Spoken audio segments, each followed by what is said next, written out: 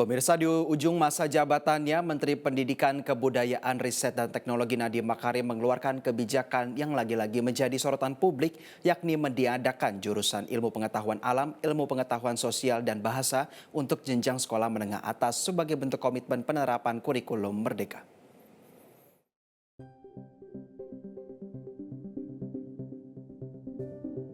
Kebijakan Menteri Nadiem Makarim lagi-lagi menjadi sorotan. Usai Kementerian Pendidikan dan Kebudayaan, Riset dan Teknologi atau Kemendikbudristek resmi menghapus jurusan yang ada di sekolah menengah atas atau SMA, yakni jurusan Ilmu Pengetahuan Alam, Ilmu Pengetahuan Sosial, dan Bahasa. Kepala Badan Standar Kurikulum dan Asesmen Pendidikan Kemendikbudristek Anindito Aditomo mengatakan bahwa kebijakan penghapusan jurusan itu bukanlah hal yang baru. Kebijakan itu sudah mulai diterapkan bertahap sejak 3 tahun lalu. Ia pun menambahkan pada tahun ajaran 2022 sudah ada 50% sekolah yang menerapkan hal tersebut. Sementara untuk tahun 2024 tercatat sudah sekitar 90-an sekolah yang menerapkan kurikulum merdeka.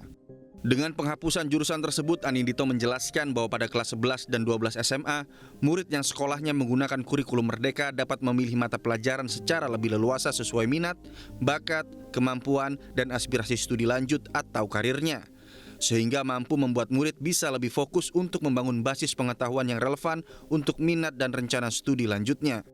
Sementara itu, Koordinator Nasional Jaringan Pemantau Pendidikan Indonesia atau JPPI Ubaid Matraji menilai penghapusan jurusan IPA, IPS, dan Bahasa di SMA Sederajat hanya sensasi Menteri Pendidikan Kebudayaan Riset dan Teknologi Nadiem Makarim di ujung masa jabatannya.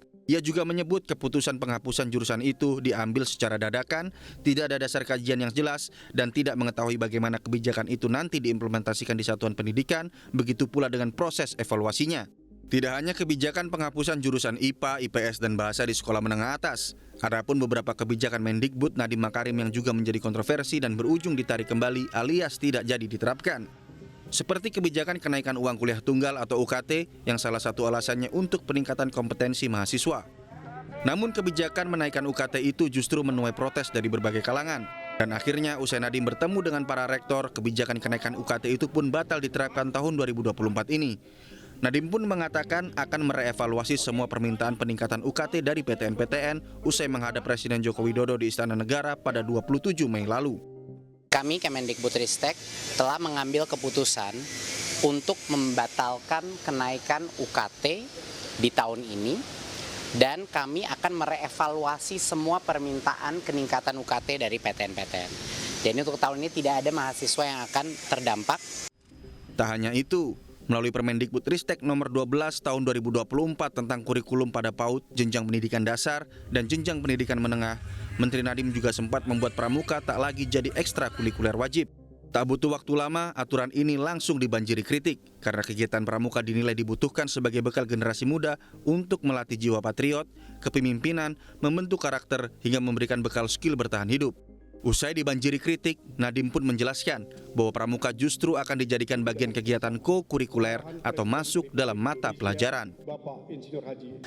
Pramuka itu dihapus atau dihilangkan dari sekolah karena peraturannya sudah sangat jelas bahwa itu menjadi ekskul yang wajib diselenggarakan. Bagaimana kita bisa meningkatkan juga statusnya pramuka dari yang tadinya hanya ekstrakurikuler untuk muatannya itu bisa masuk ke dalam kurikulum merdeka. Jelajahi cara baru mendapatkan informasi. Download Metro TV Extend sekarang.